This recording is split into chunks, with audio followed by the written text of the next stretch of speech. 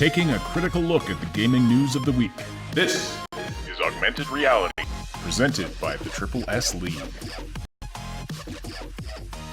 What's up, everybody? Welcome to the Augmented Reality Podcast, your source for news, leaks, and insights about games and the gaming industry. And the last thing Cyb said to me before we went live here today is this is going to be a weird episode. So, you've been warned. This is the last Is this the last podcast of August? I don't know. It's August 28th, 2019. My name is Ashenity, and I'm here as always with Cybsidian. It's been an interesting day, Cyb. We have one more podcast. It is on in August. It is on the 31st, and then the month is done, and we are into September. And oh my, what a wonderful September it will be! Mm-hmm. My. That should be good. There's some interesting stuff coming out. Great games coming out. We are excited to get our hands on Greedfall. We are excited to get our hands on a couple other projects. I cannot wait until I can be not working 16 to 18 hours a day. That'll be great. And yes, this is going to be a weird episode. We're going to have a lot of interesting words and phrases. Ash and I were having a heated debate right before we started about a hypothetical situation. So I'm just gonna. I want you guys to let us know in the comments. Again, this is gonna be a weird episode. If you are aware of the, obviously we've got some news here talking about today. There's also been a whole bunch of other stuff happening. I just want to know because Ash and I, like I said, we're having this discussion. So I'm gonna put it out there really quickly. If you are a car salesman in a small town, very small town, and there are a grand total of 4 other car dealerships in the town other than you. So you're selling cars, business is good, you're making money, everything's great. You find out that the other 4 car companies have all gone under. And the last thing that happened to them right before they went under, not only did they go under, they cops showed up, dragged them away. Everything went nuts. All of their cars are missing and gone immediately. The last thing that most people reported seeing clowns just running everywhere, grabbing keys, and then the whole thing was just gone. The whole lot was just emptied. You're a car salesman, and you see a clown walk up to your door and knock on the door and go, "Hey, I want to drive one of your cars." Do you give them the car keys, or do you open the door, or do you call the police? Or do you just say, "You know what? Time to go home. Close up shop early." Mm-hmm. So that's the question. That's the question. Is at what point do you say, "No, I am not going to be speaking with you at all. We're not even entertaining this. The last thing that happened to all these other people is a bunch of clowns showed up. So we're just going to lock everything up and go home." Mm-hmm. So that's the question. And if you feel, please comment and let us know because this is going to be a weird day. So yeah. I like Time Bean's solution: gasoline and match. Yeah.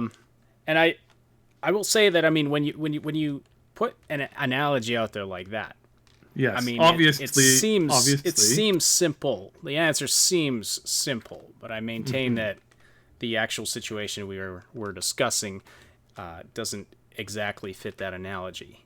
But we'll get into that in a bit. If you're listening live today, please say hello in the live chats and send us your questions and comments there as well. We'll read and respond to as many as we can throughout the podcast. And don't forget to slam that like button. It likes it rough, and it tells us and YouTube that you appreciate this content. If you're listening after the fact on one of the audio-only platforms, we're glad you're here as well. We appreciate your likes and follows.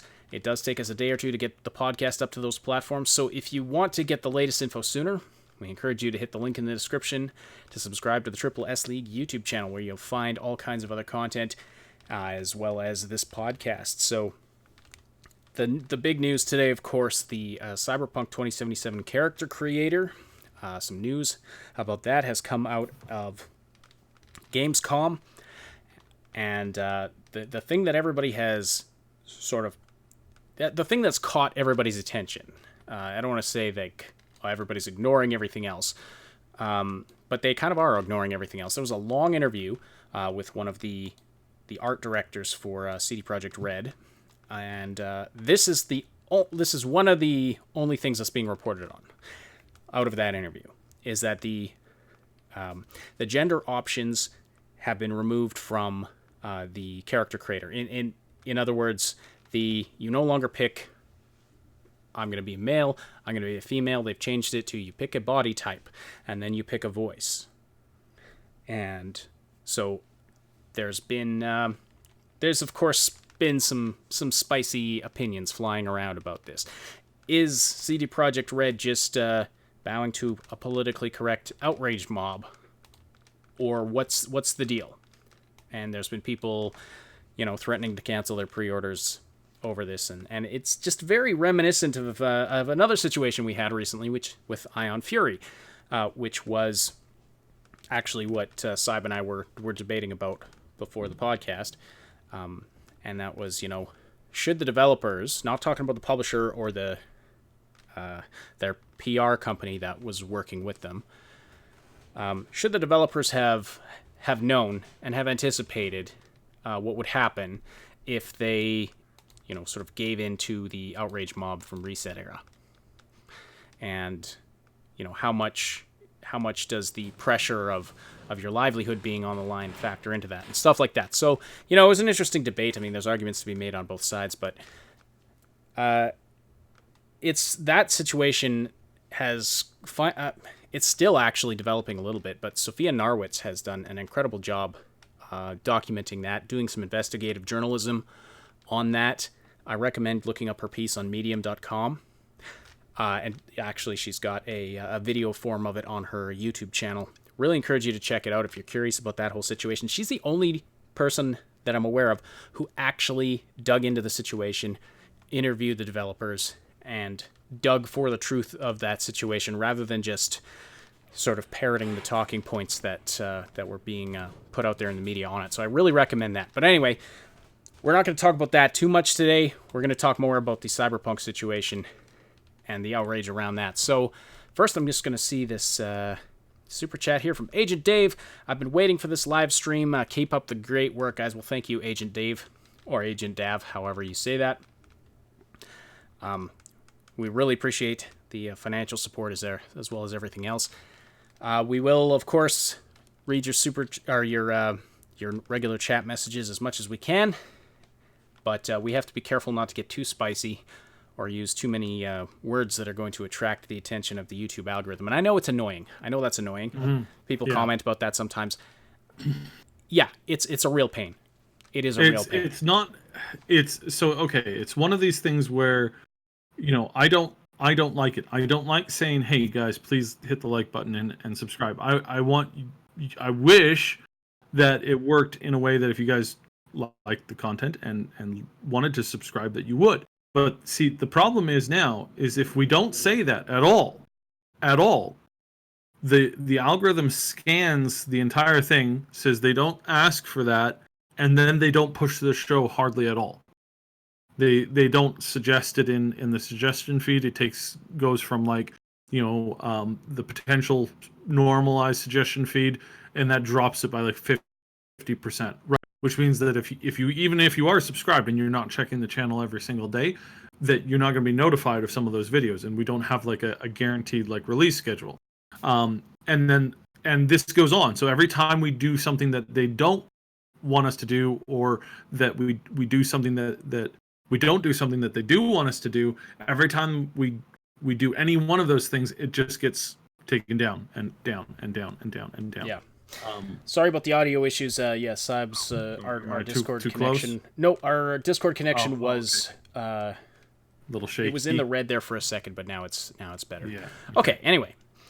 So yeah. So I don't like doing that, but we have to play the game at least a little bit, and we understand, and we really do understand that it's not something that not everybody likes and appreciates, and unfortunately we have to. We literally have to at this point. Mm-hmm.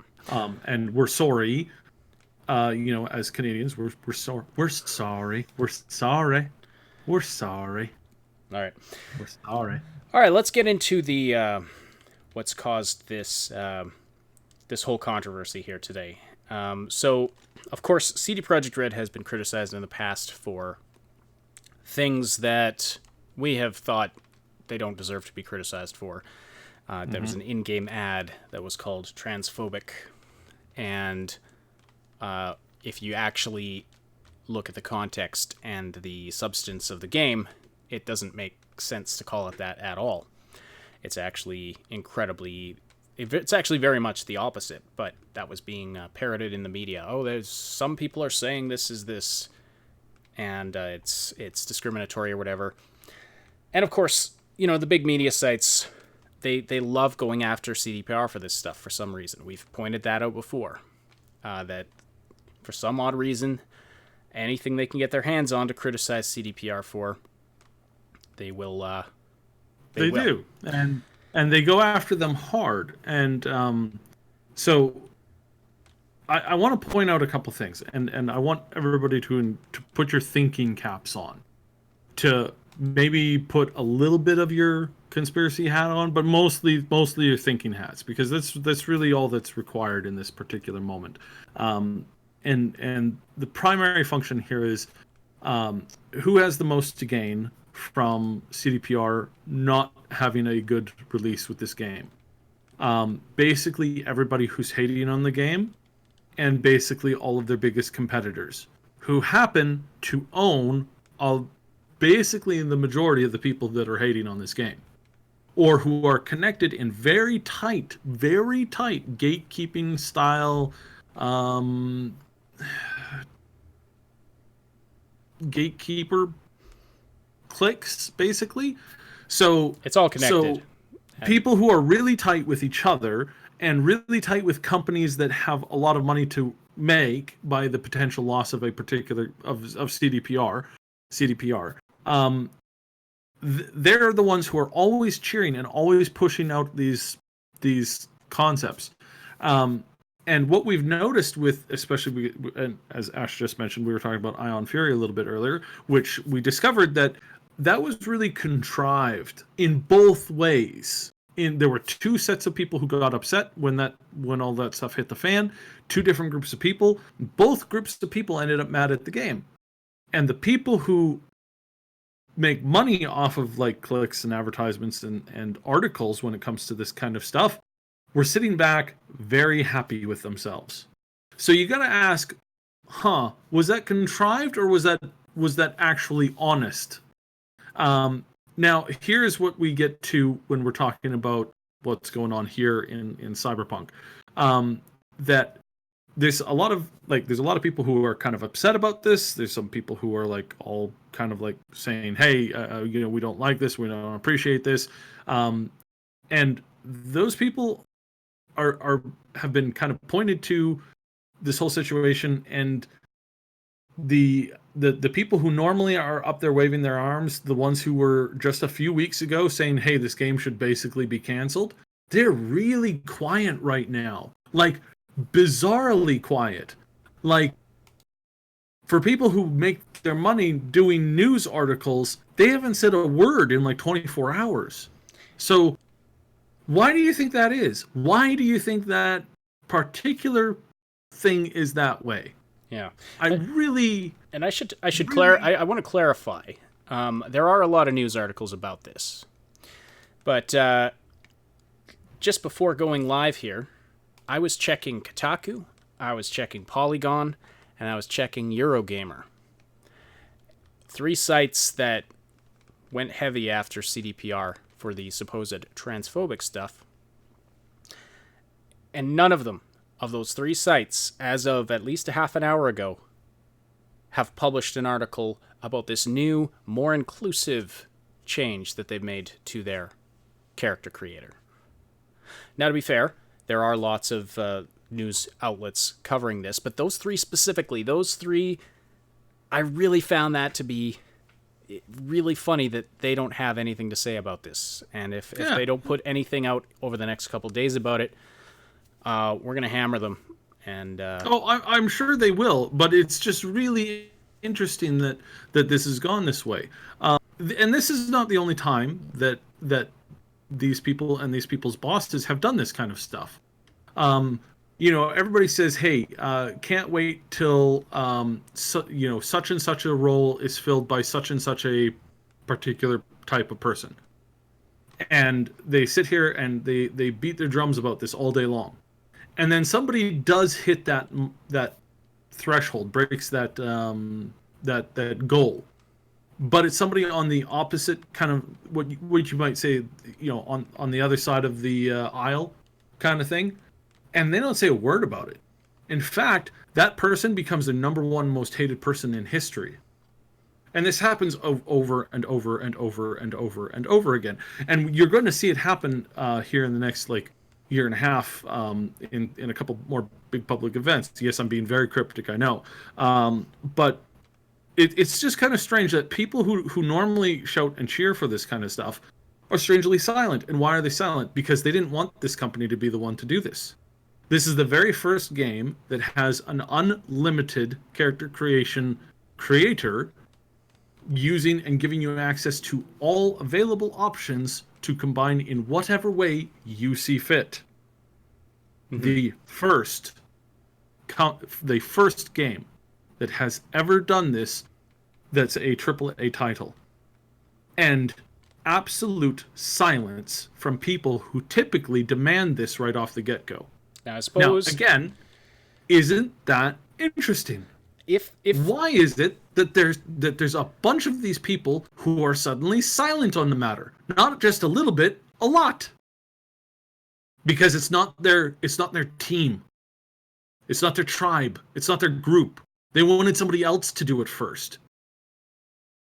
And it's so dumb. Now, I'm going to answer a couple quick questions here. Azura Eyes and a couple other people have been asking some very quick questions. So, quick question. Can you play with as a traditional female and be referenced to as a traditional female? The answer to that is yes, of course. And that's been verified. Let me... completely verified. Somebody asked this... No, let me take this one. Somebody else asked directly to one of the social media accounts, said, "Hey, I prefer to be playing as a boy and being spoken to as a boy. And is this possible?" The answer to that was, of course you can, and of course that's possible. So, really, and there's been a bunch of people who have kind of gone off the rails with this and have been saying, they've completely removed the ability to play the way that I want to. That's not true at all, not even in the slightest. They're just giving you more options. And if you don't want to play that way, you don't have to at all. But again, it's almost as if outrage is what people are looking for and were wanting all along, and they didn't really care how this came out. They didn't really care about the truth, and they really, really don't care about the outcome. They just really, really wanted to have some outrage. So Ash and I were talking about outrage groups, and you got to remember that there's several different kinds of them. There's several different wings and groups and people with theories and ideas one way and the other. And you have to remember that intermixed into these groups, there's people who just want to watch the world burn from whatever vantage point they're currently sitting in. That's one of the greatest moments in film, I think, in my humble opinion. The Dark Knight, where Alfred is talking to Bruce Wayne, and he's recounting a story about a thief, a bandit, living in these jungles. And he couldn't be bought, sold, intimidated, or reasoned with. They just wanted to watch the world burn. Some people don't think those people exist. I can tell you, after having met some of them, those people most certainly do exist, and the only thing that you can do is put them down. And some people horrified by that statement. But again, until you meet somebody like that face to face, they have absolutely no interest in anything other than watching you suffer. malevolence taken to an extreme. I'm not saying that this is driving either one of these wings. As I said, there are small numbers of these people intermixed amongst both sides of these debates, and you hear them that nothing you can say can make anybody happy. These are the people who just want to watch everything burn. Whether it's for kind of like this ideological idea of like burn everything down so that we can rebuild it. There are people who think like that, but there's also a lot of people who say, no, we just want to watch the whole thing burn down because that would be fun. That would be fun. Wouldn't it be fun to watch everything burn down? I've heard people say this. When not talking about, some random small thing. No, when talking about society as a whole, when talking about you and your family and everybody else. Yeah, no, I just want to watch everything burn. Like, hey, that's my family you're talking about? Yeah, it would be really fun. That's disgusting. Those people are crazy. You want to stay away from them. You preferably want them locked up in some kind of an asylum somewhere. Like, and at any rate. So just remember that when we're talking about this, because this is literally where there are people at. And again, small number on either side. Very small number. But that's the issue. So, and to bring it back to, it isn't exactly that, but we saw something like that with the Ion Fury situation.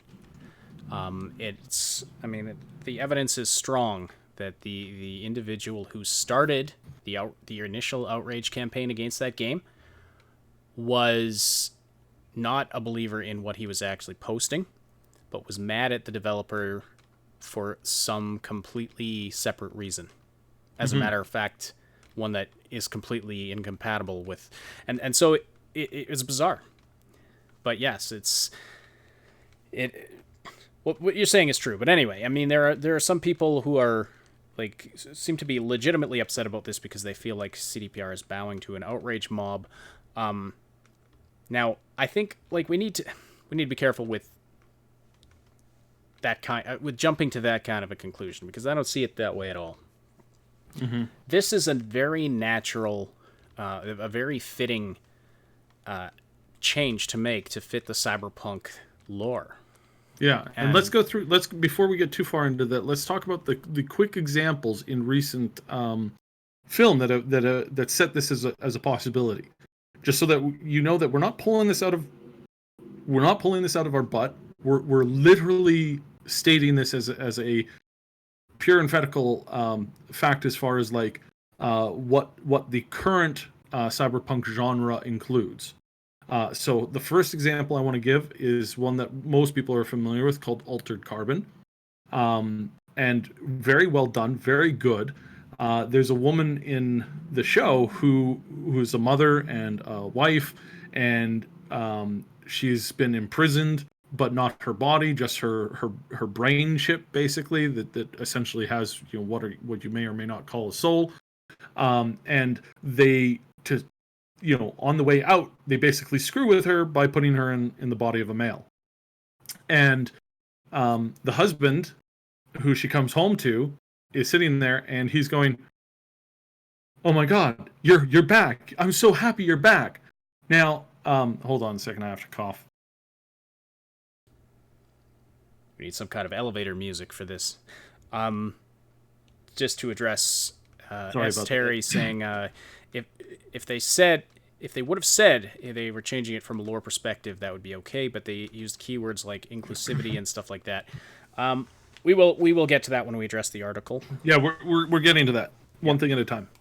So in the show, as soon as she gets the opportunity, she of course switches back to a body that she's comfortable with, right? And so within that perspective, another one I wanted to bring up, which is another really great example, is Bruce Willis's Surrogates movie. In the Surrogates movie, you just hop in a chair and you could pilot your android version of yourself around wherever you wanted to go, with real-time feedback. And there's a book series which I tried to find the name of it, but I couldn't. And it's basically where everybody's consciousness was an indestructible little like bean-sized thing that they just put into people's brains, and so like there was like all kinds of like crazy sports and stuff that people would play and go through, and they trash bodies left and right like it meant nothing to them, and they'd swap bodies like it meant nothing to them. I couldn't remember the exact name of the book series, but it's something that has been around for a while, and it's really, really popular within the respective genre. So it's not something that they're pulling out of their butt. And you might say, oh, but they used all this language in this video that catered to the particular kind of thing. And again, I want to point out, it's like, I don't want you to be misinformed, and I don't want you to make assumptions, and I don't want you to in either way, going either way on this issue, I don't want you to jump to conclusions. However, when you do get to be a particular size of a company, you do have people who basically like check everything that you say under lawyerly stuff, and they tell you what you can and cannot say. Now, you might say, well, that seems silly and unreasonable. Yeah, that is silly and somewhat unreasonable, but that kind of thing happens, and it happens all the time. And I don't encourage you to be angry at that, because that's literally everybody. Even we have to do that from time to time. We had a story where it's like, when talk to the lawyer. Lawyer says, yeah, so if you say this, you'll get sued into oblivion. And they will never win the lawsuit, but they will have the ability to take you to court for the next 20 to 30 years, constantly. And they will keep you basically perpetually tied up in this lawsuit, and you will never, ever, ever be able to get out of the lawsuit. Like you will win, but then they will sue you in a different way. You'll win, then they'll sue you in another different way. Then you'll win. The process is the punishment, not the actual ruling. And that's the way it goes. So please understand that yes, there is a level of what I like to call corporate speak, but that doesn't mean that the corporate speak is the heart and soul of what you need to be listening to. It's really not. What you need to be listening to is the heart and soul of the point that they're making. And again, yes, I understand that it's annoying and all that kind of stuff, and you hate, reading outside the lines or in the lines or doing any of that kind of stuff. I get that. I really, really honestly do. But in this particular case, please don't get dragged down by it. Please don't allow that to become your focal point. What I want you to focus on, and what what I need everybody on each side, no matter where you fall on this, to understand is that they're just speaking as clearly as they can within kind of a framework, and that they don't always understand. And this goes for all of their previous little flubs, that they didn't really understand the nomenclature of the culture of the words that they were using. Not necessarily. Most of these people who been at the center of these things have, on either side of stuff, well, English is not their first language. I was just going to say, that's something important to keep in mind. We're dealing with a Polish developer, and a lot of the people that are talking to the public, English is not their first language. Mm-hmm. And so they're saying, so they're saying this. And the other thing that I want to bring up, which ties into both of these points that I really, really need to make clear, is that there is a debate to be had on this. However, on this whole thing about trans and all that kind of stuff, there's a big debate to be had on it. That is a very important debate. That needs to be done in a healthy, productive way. It really needs to be. However, CDPR's Cyberpunk 2077 and Altered Carbon and pick any number of fantasy worlds that have magic in them are not the place to be making the arguments for or against, because you're relying on rules and you're relying on magic, or you're relying on technology that we don't even know if can exist, let alone that that we have anything that's even remotely close to it. We're not cyborgs. You can't, well, I mean, you guys aren't cyborgs. I might be a cyborg. But even then, I just can't trade bodies just by, wanting to tomorrow. I can't get into the body of a cow tomorrow. that's maybe not what the ex-wife says. That's a terrible joke. Is that a self-burn on her part? It's you just can't do that with today's technology. So really, I don't understand why some people are intent in making this a debate topic, because these people that we're looking at in these games and in the cyberpunk dystopian future, they're essentially cyborgs, and you could basically do whatever. And because you could do basically whatever, there's no point in trying to tie that to a reality that doesn't have any of the same scientific rules.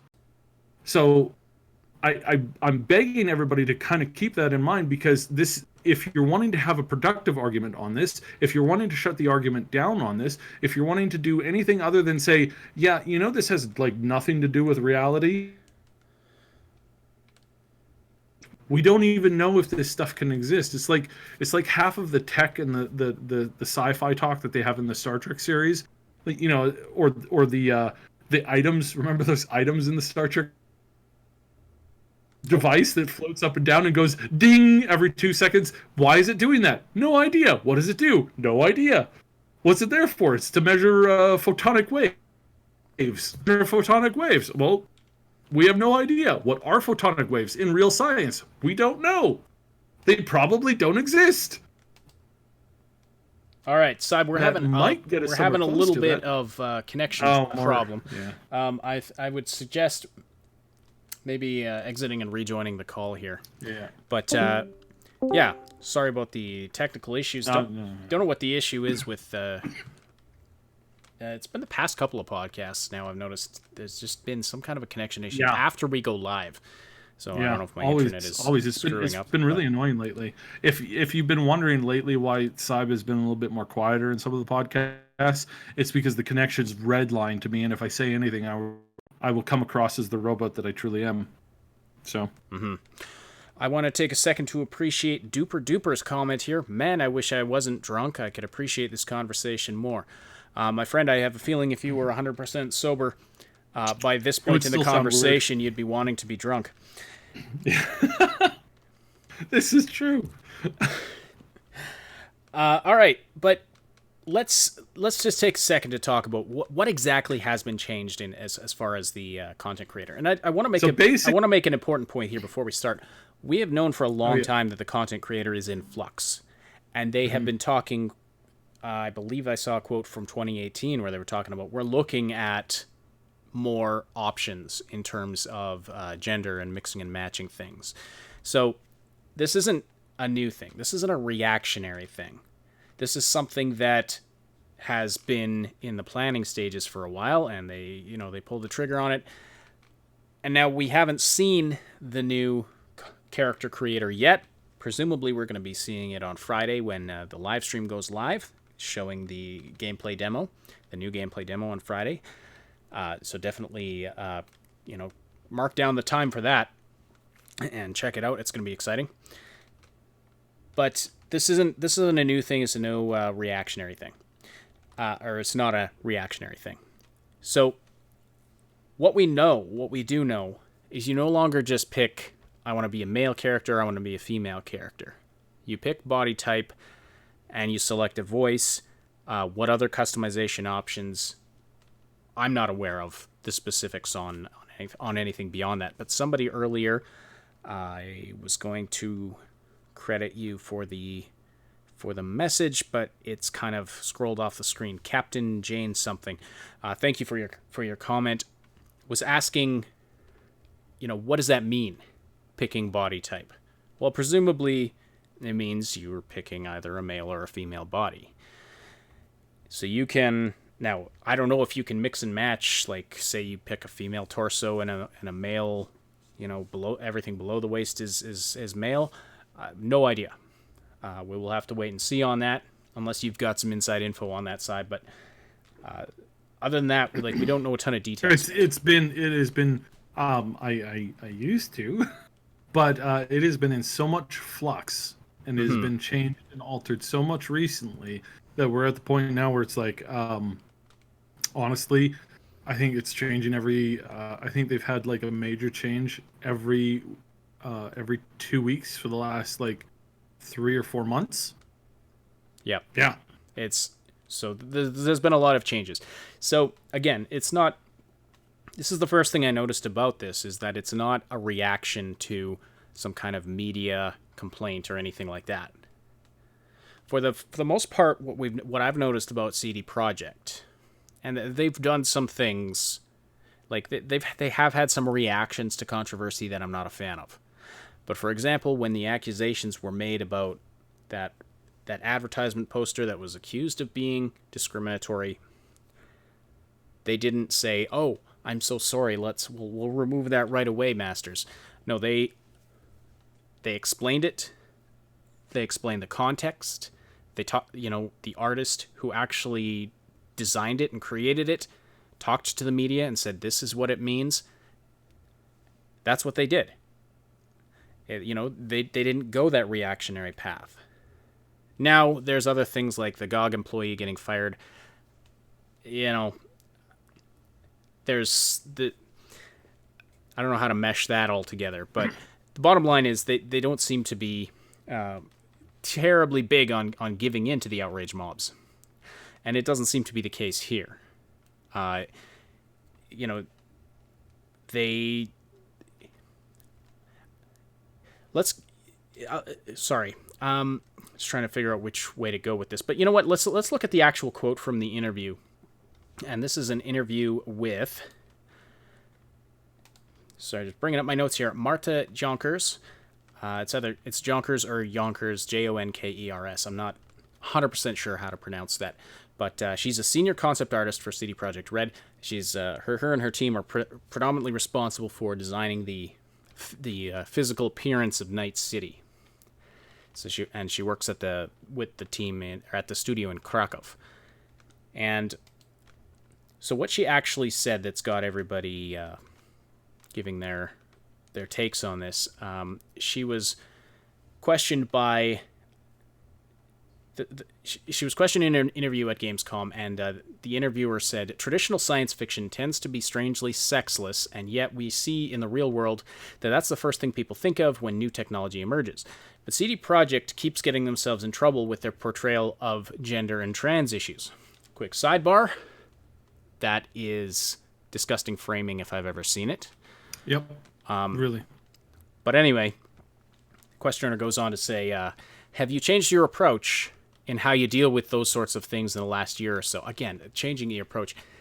Mm-hmm. This is so disgustingly slanted. It denotes that they're guilty before they respond. Exactly. And so I'm amazed that this guy had the audacity to ask that question in a live interview. I probably wouldn't have responded as graciously as Marthe did.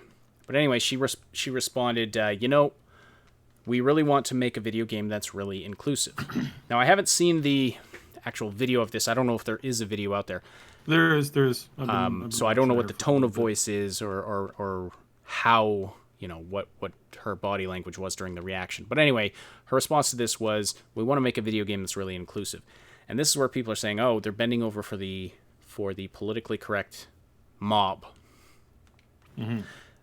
But again, we have to keep in mind, this is not her first language, English. I looked at the body language that you're talking about there. I really don't see it. I really don't. What impression did you get from it? I got it's not something that they're trying to put in a particular way or a particular fashion. It's just the answer. It's like, no, we're not. We're wanting to be that, and it's not. The interview was like fairly hostile, and the whole time it's like so if you're into reading body language at all, there's a couple of really cool people that teach you how to do reading body language on YouTube and a couple on Patreon and a couple places. Spectacular, amazing stuff, like really top notch. And would really encourage you if you really want to like learn how to read body language, check it out. I would say that the interview was was passive aggressive at best. So at passive aggressive at best is basically for the tone that's set throughout the duration of the entire interview, which already is like really, wow, that's really disturbing. But yeah, she was clearly like responding like, ah, okay, we're going there. Okay, did not expect that. All right. So then, and her just trying to answer best. And then there's a lot of things where if you're an interviewer, if you're a full-time interviewer, you look at those questions, you go, yeah, that was a trap question. The question was basically a trap, and there's no way you could answer that without eliciting anger from somebody. And that's basically how not all of the questions, that's how several key questions were put. And I've really got to say, it's a blatant. Where is real journalism these days? Because this is disgusting. This is a level of disgust and filth that I've not seen for a very long time. That might seem like a strong reaction on Cyber's part, but what he's pointing out is this was a "have you stopped beating your wife?" question. Have you changed your approach? If she says, yes, we've changed our approach, that's admitting they were doing something wrong before. If she says no, then what's the headline? CD Projekt Red has not changed their approach on how they deal with blah, blah, blah issues. It's a disgusting trap question. So her response to this, we really want to make a video game that's really inclusive. And so make of that what you will, but she's not only using probably words that she's been told to use in that situation, but also words that are going to speak to the media. Double asterisk as another line, and this is a good one. The beatings won't stop until morale improves. Yeah, exactly. Yeah, and do you know if you do that long enough, everybody just becomes a masochist. Just saying. It's a natural evolution of like, sorry, you must be happy with the beatings before I'll stop beating you. It's like, wow, there's no way you can win there. Yep. That's so extreme. There's no room for negotiation there at all. Or what's that line I keep saying? You're either a negotiator, or you're a tyrant, or you're a slave. It's basically your three options. At no point can you be anything other than one of those three things. Mm-hmm. So be the negotiator, because that's really what's important. Mm-hmm. So Marthe gives this comment about inclusivity. Then the interviewer says, I've spoken to a number of your devs, and it's obvious to me they're trying to do the right thing, but it's such a difficult subject. And she responds, of course, if you tackle certain subjects, and you will expect people to have an opinion about it, and we respect that. And it's good that people give us feedback, and our character creation menu, for instance, compared to the last demo, we now give you so many more options. For instance, you don't choose your gender anymore. You don't choose, I want to be a female or male character. You now choose a body type, because we want you to feel free to create any character you want. And so, sidebar again here, I think it's important to note the context here. Her comment about inclusivity was not directly related to the character creator. It was related to their general approach. Now, I mean, yes, they're talking about it at sort of the same time, but it's not like she's saying, oh, we did this to be inclusive. Just wanted to point that out. It does, like I said, this is a natural direction for them to go in terms of a cyberpunk game. There's some games where this wouldn't make sense to be able to mix and match this much, but in this game it does, because that's what the setting and the technology allows for. Then she continues, so you choose your body type, and we have two voices, one that's male sounding, one is female sounding. Now, these are voiced by a male and a female. But that she says male sounding, voice actresses, male sounding and female sounding was weird language for some people. It is kind of a weird way to say that. But again, in a world where you can have a completely synthetic voice, like you could have, you could swap out your voice box to have a completely different voice. And maybe it's a synthetic voice that's male sounding and female sounding. Might be accurate descriptors. Anyway, she goes on to say you can mix and match, you can just connect them any way you want. And then we have a lot of extra skin tones and tattoos and hairstyles. So we really want to give people the freedom to make their own character to play the way they want to play. And I'm curious about that statement about extra skin tones. That kind of sounds like they go beyond the normal range of skin tones. Can I be a sorry blue? See, that's what I'm thinking. I'm thinking, could you be blue or green? Or, we saw the character with chrome skin, Lizzy Wizzy, can you just make yourself look any way you want? So that's the kind of world this is. I have it on good authority. I have it on very good authority that on your first playthrough, there will be a way for you to unlock the chrome skin tone. And that there will be a certain achievement for certain things, possibly. Again, don't quote me on this, but if it's there, don't be shocked. That there'll be an achievement for finishing the game as a chrome character throughout for the whole thing. Mm-hmm. Neon Arcade points that's out pretty cool. Mm-hmm. Yeah, right. Neon Arcade is by the way, shout out in the chat to you. People are trying to stretch the sounding part, male sounding, female sounding. He says that goes with her English not being her first language. So that is not. So again, these are one of these things where it's like, please don't jump to a conclusion. Mm-hmm. Please don't assume to fit whatever sometimes these people say to use it as ammunition immediately. It's like, give people the benefit of the doubt. Azure Eyes asks, how would you know your character identifies as male or female? That's one of those things we don't know yet. But basically, we do know. You tick a box. It's like it's kind of what I'm thinking is that you say, there's basically I want to be box addressed as a female or I want to be addressed as a because there is gendered language in the game, and this is one thing that was being misreported. This is one thing that was out there that is not true. They have not removed gendered language. They have not removed gender, period. If you want to be, like I said at the beginning, if you want to be a boy or a girl and you want people to refer to you as such, that is in the game. And so this really doesn't affect the vast majority of players.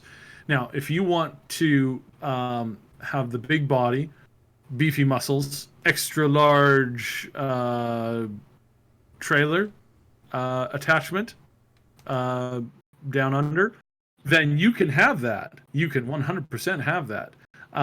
And if you want to have that set up and speak with a cute, tiny little girl voice, you could do that too. So there you go. That's anything you want to do. And again, I don't think there's anything wrong with that. It's a game in a science fiction world where that tech fits. Does that mean that I'm going to play it that way? No. I'm gonna make the most cute and attractive character that I possibly can, because if there's anything I enjoy doing, it's spending hours and hours and hours looking at a cute, attractive girl for long periods of time. If there's something that I don't enjoy doing, it's sitting there staring at a male's backside for the next Well, that's not going to be a problem for this game. Yeah. Because it's first person.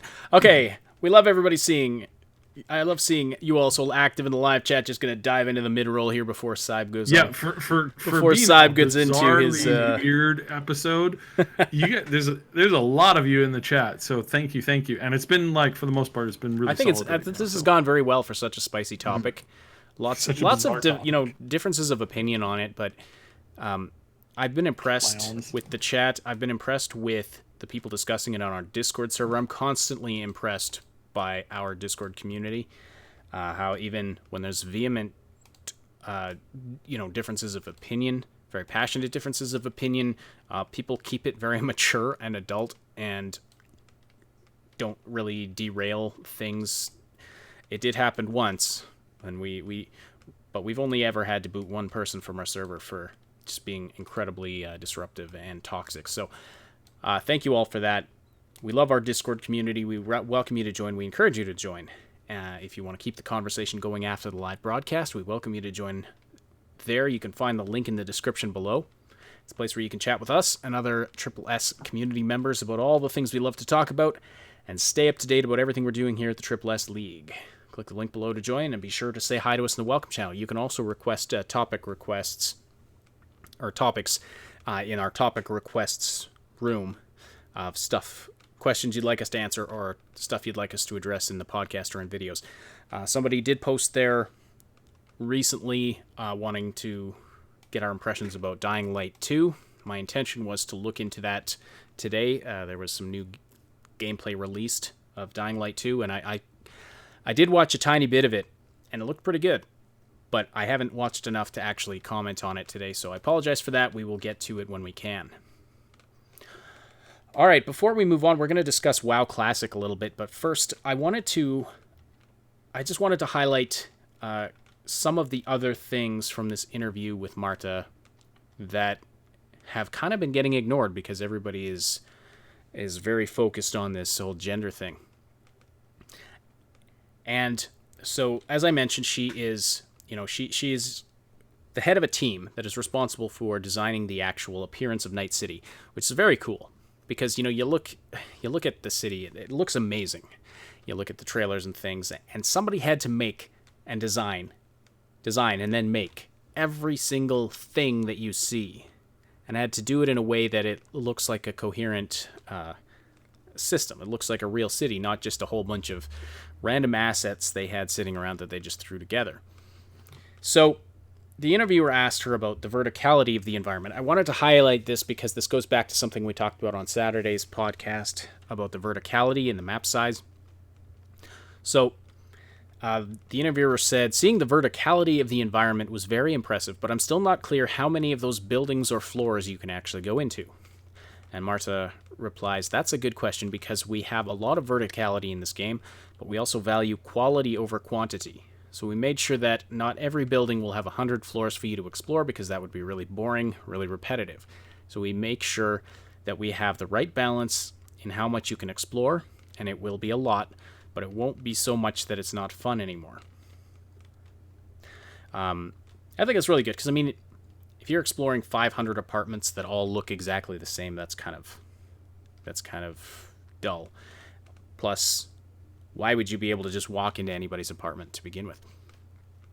So the questioner went on to ask, so how will it work? Will it be like GTA where some buildings just don't have doors that open? And she replies, some parts will be maybe closed off, so you can explore part of an apartment building, but won't be able to go everywhere because there's just not anything interesting there. There's no point opening every door of an apartment because it wouldn't add anything to the whole experience. But I really have to point this out. There's some people in the world who want to open every single door, look in every single room, critique every single thing that they see. You know what we call those people? Call them stalkers. Stalkers? You imagine this. You come home, you open your door, and there's somebody going through everything in your apartment. You're like, what the hell? What are you doing here? They're like, I'm exploring. It's like, there's no way you could, I know there's a whole bunch of videos that people make about the whole Link thing, Link. I was just thinking about that. Everybody, hide your pottery. Hide your pottery, rampages through everything, steals just so much from you. And you're like, what? Why? Why would you do this? Why would you be? Why are you being like this? What did we do to you? It's like, it's like somebody sneakering. I want your stuff. It's like, why?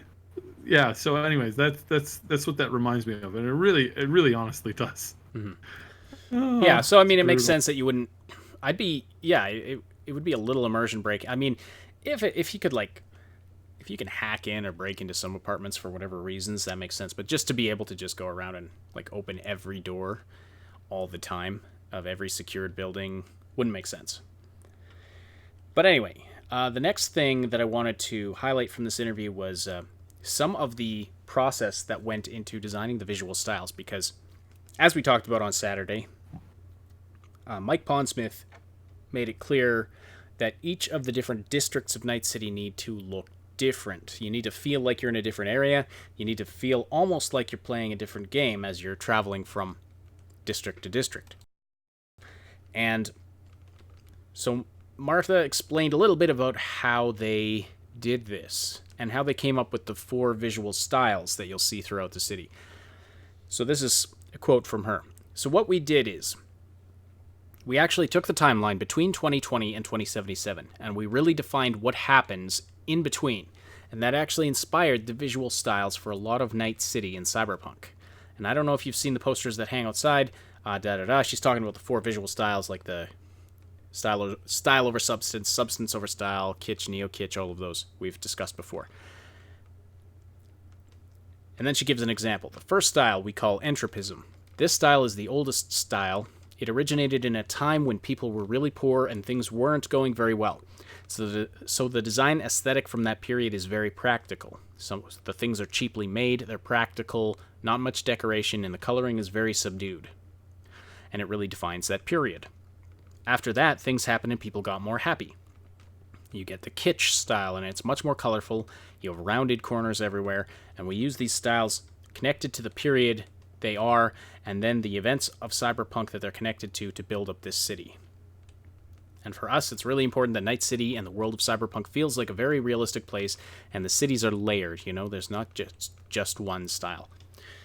So, I find that fascinating. I don't know about you, but that they actually created a history of the city that influenced different styles in different time periods. And she goes on to talk about, you'll see buildings that look different from the other buildings around it, and you realize, oh, that came from this period, and so that's an older building, and this is a newer building, and really, really cool.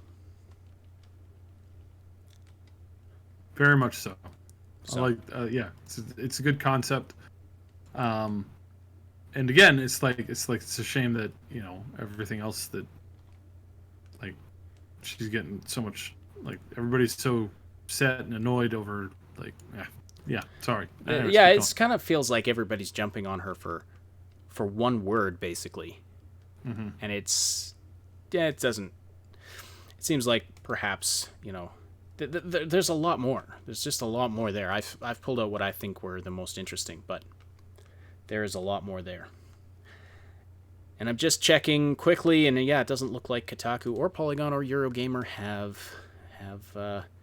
caught up with this story yet. So that's really interesting. That is really interesting. How about that? All right. Let's talk about WoW Classic. And before we talk about WoW Classic, I have to say clearly that you think you do, but you really don't.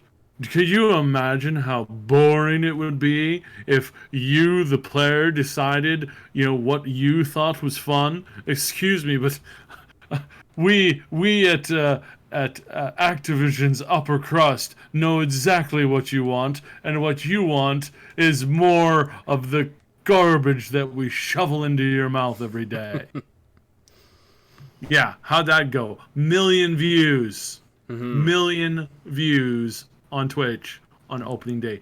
There are millions. There are more players playing WoW right now than there have been in the last 3 years combined.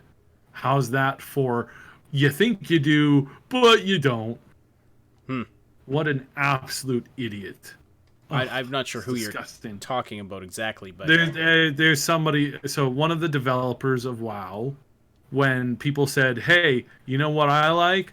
We like vanilla, and we want to play vanilla," and he got up on stage and said, "Yeah, you think you do, but you don't, and you're not going to be happy with it, even if we do give it to you. What you want is what we're going to give to you, which is more of the same." For the past couple of years, that was really, really bad. That's what we're giving you. That's what it is, and it hurt their bottom line. It hurt their players. It hurt everything. It was really dumb. It was really dumb. That's what I was getting at. It was really dumb. No, I kind of People got that don't know how to impression. Yeah. run. Yeah. No. Why does it not surprise me that a Blizzard exec or Doesn't dev know what would- the players want? Because Blizzard that executives. they would even get up on stage and say that is astounding. Sorry, not Blizzard executives. Activision/Blizzard executives. Right. Because there's no more. There's like no more old original Blizzard people left. It's like BioWare. It's just a bunch of new faces with like one or two people left at the helm that used to be the core of what was there. And they've all been shelled out for dumb executives from the big corporation who's telling them exactly how things are going to run, and they just keep failing upwards. Let's take a guy who took a game that had 1 million players back in the early dawn of MMOs. And let's take this guy who got in charge and in a year and a half took the game from 1 million players down to about 5,000. Yeah, let's put him in charge of this next project. The next project he gets his hands on takes the game from where it was or what it could have been and creates an utter, absolute disaster. Oh, good. Looks like he failed again, so let's give him another promotion. It's people failing upwards, and it's disgusting. It's absolutely vile. Sorry, mini rant. Yeah, no, that's okay. But yeah, so the WoW Classic Twitch streams, as I mentioned, pulled over 1 million viewers when it went live. Players were experiencing wait times of up to 4 hours to log in. Mm-hmm. There were people lining up in massive lineups for quests. And incidentally, Activision Blizzard's stock is at the highest price seen since September 2018. Oh, imagine that. Imagine that.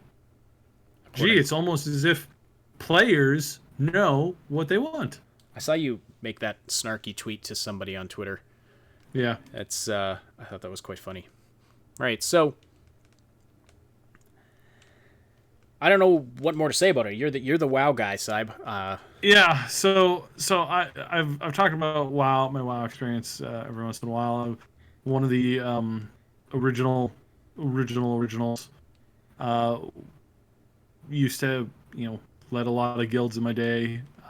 Played a lot, couple world firsts. I don't think it's going to be exactly the same because there's not the sense of like wonder. There's not the sense of like, I don't know what this dungeon has got lined up for me. I barely know how to play my class. This was what people were surrounded by. The thing I loved the most was taking a bunch of ragtag people who barely knew how to play their classes, but I could tell were smart people, were people who had the ability to embrace a difficult thing and finish it. And by doing so, they would make themselves better than they've ever been before. And I loved taking those people and walking them through the fire to the point where they came out as not only first on the realm, but first in the world.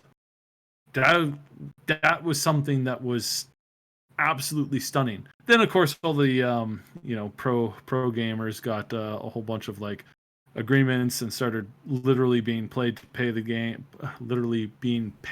play the game 24/7, and that challenge became a little less fun because it's so much, because these people are literally, so every team has like backup members, and then all of those people are and I'm gonna make a statement here that's gonna, like, if there's anybody who actually really does care about Classic, and who actually does follow these people, the majority of these people buy a lot of their stuff like from Chinese farmers and gold farmers and spammers and stuff. It's like they don't do it directly, but they do buy a lot of it because it's like, look, in order to get ahead, you'll do anything, right? And so, like, I'm not saying that the top people in the guild do that. No, it's like the people that are right below them, they're funding them, that are basically like giving them the power to. Yeah, it's kind of dirty. It's kind of dirty. That's kind of like how it is now, and it's kind of sad and depressing, and it's really kind of bleh. But because of the way that Activision has been, I haven't actually renewed my WoW subscription. I may look into this later in the fall. If you guys are interested, if you guys really want to see this kind of content, please let me know. It's something that I might consider.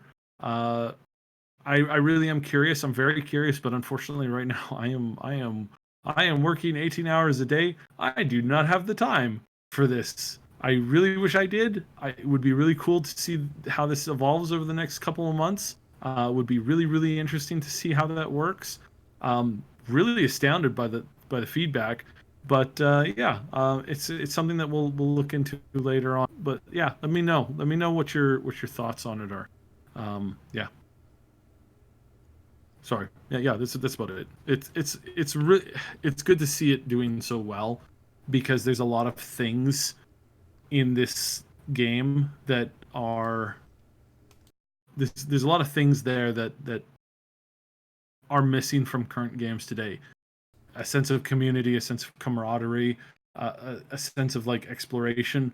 We don't have any game that can truly give that to us yet. There are games being worked on that are like that, and those will be groundbreaking once they come out. But yeah, right now, it's kind of like not quite there yet. Right. But, yeah. Do you think they'll be able to recreate that? Bringing back WoW Classic, do you think they'll be able to? No, not that sense of like total wonder and like I barely know how to play this class. I barely know the world that I'm in. I don't know what this next quest involves. I don't know where it's taking me, and I have no idea how to fight this boss. That experience is what like early vanilla was all about. Like, because that was like, that was 2004. Yeah, The alpha, even before that. You couldn't just sit down and like, you had to go to forums to like find out like, how do you fight this one boss, and like you could maybe do that, but even then it was like okay, I heard from somebody who said that they knew somebody that said that the way to kill this boss is to do this, and you would try that and it would work or it would not, and you would wipe or you wouldn't, or you would succeed. And like that was the kind of like early stuff that really makes games really good, because once you know, or once you can look up a guide, like, how do I kill boss number 43, like, how do I do it? I'm stuck, I don't know what to do. Oh, I'll just do this, use this strategy here. It's like that's not real gaming. That's not real adventure. That is gaming. Absolutely, that is gaming. That is not a real adventure, because basically things are being added, just handed to you, and all you have to do is kind of recreate it instead of creating the solution on the fly. And that's where the real sense of adventure stuff is coming. But until they nail down some of this new tech that they're working on, that's not going to be a thing. So this is going to do well. People are going to enjoy it, because this is going to be a new challenge that this is going to be a little bit more challenging, and that's a good thing, but it's not going to be as challenging as some people remember. Because the other thing that's happened is that a lot of people who used to play the game, I was pretty decent at the game when I first started. I figured out a lot of things, made a lot of mistakes, but I figured out, stuff along the way and got better and better and better. It's like, I went back to play a little bit of WoW last year, went into a big battleground, like one of the bigger battlegrounds, finished top place with 3 times the number of kills than everybody else on my team, and 4 times the kills of everybody else on the enemy team. And I went, holy crap, this game has literally not, like, it's just gotten easier, and by it getting easier, the bulk of the general player skill level has gone down. It was really shocking. It's like, seriously, I had not played in like 5 years at the very least. I think it was almost 8. Like, it'd been a long time, and just like walk in and it's like, holy crap, this game is so easy now. Everything's just like Like quick rotation, done. And it's like, good lord. Yeah, so no, I wasn't impressed. This latest expansion was absolute trash. I heard it's getting better now, but I canceled a long time ago. So Is this a separate subscription to the normal WoW? nope, no, same subscription. So you swap between the two now. But it's just a separate, like it's a completely separate game, right? Like so, it's yeah. You can't even transfer characters in and out. Which I was shocked that you can't transfer characters out. I thought for sure they would give you the opportunity to, or at least like copy over the character. Just kind of like cool. I got to 60. I completed all this stuff. Now I'm just going to transfer my character over and kind of continue from there. I thought they'd actually be tempted to do that, but that is not the case. They said that is not something that they're willing to do. I can kind of see why, but overall I don't see why. Like I can create some hypothesis for why somebody might have argued for that, but I don't personally understand why they said, well, let's just put a certain restriction on it, or like let's not remove the character from that server, so that way you're encouraged to keep it on until you basically because there is a level that they're going to run out of content. Like there will be a point where you have collected everything in the game that you could possibly collect. There will become a point where you've completed every single quest, you've killed every single boss, you've collected every single piece of gear that you could possibly collect, and you're done. There is nothing left to do other than play with people, which is fun and fine, but there's nothing left to do. That's why they created expansions in the first place. And the fact that you can't go anywhere after that, and that's a lot of time. That's like at least going to be like 3 years worth of work on and off as the various patches get rolled out and the new content, which is old content, comes out available for replay until you finally get to Naxxramas, finish the Naxxramas, and then you're done. And then it's like, okay, now what do I do? And the answer to now what do you do? Nothing. You just play the newest expansion that's out for the other version. So yeah, that's about it.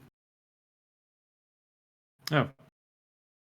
All right. So so that's basically the old vanilla WoW in a nutshell, and there's not a whole heck of a lot more that you'll be able to do. You'll always be able to fight for the Grand Marshal position. I think that's something that I don't know actually if it's the old system, if it's the old system or just the old system. And if it's really popular, do you think they'll add new content, like actual? No. They promised they wouldn't, because that's not vanilla. The minute that they add new content, the minute that they add a new quest, that they add a new instance, or that they add something like that, the second that they do that, they start losing people. So okay, fair enough. All right, well, I think that's where we'll wrap the show up here today. Thank you. Yeah, we're having some technical difficulties. Apologies for sorry about that, but it's definitely been a little interesting technically, but I think the show went fairly well. But thank you so much, everybody. We really appreciate all of you who are in the chat, all of you listening, and we hope you appreciate this content. And if you do, please definitely slam that like button before you leave, and also subscribe to the channel, hit that notification bell. We really appreciate all those things. Helps get the content out there, and that tells YouTube that it's important stuff that you like, and of course sharing it helps to grow the channel, so we really appreciate that as well. Thank you to all of you who do all that stuff, but also those of our Patreon supporters and channel members who help make this content possible. Our big damn heroes on Patreon are Old Man Manson, Sean, and our 2 anonymous supporters. Also our channel members, Captain Dammit, Jason Cropper, Mr. Padzernik, Jer Schultz, Game Notes, Paul Young, Night City Punk. Saw some of you in the chat today. Hello to all of you. Thank you all so much, and thank you, Agent Dave, for the generous super chat. If you're listening after the fact on any of the audio platforms that this podcast goes out to, we appreciate your interactions on those platforms as well. Don't forget you can join the live show on YouTube Wednesday nights and Saturday mornings, where you can interact with us and other listeners and be part of the discussion. See the Discord server for exact times and schedule. The Augmented Reality podcast is a presentation of the Triple S League. Check out our YouTube channel for game guides, reviews, comedy, news updates, and tons more quality gaming content. My name is Ashton Unity. On behalf of Subsidian, thank you all so much for listening. We'll talk to you again very soon.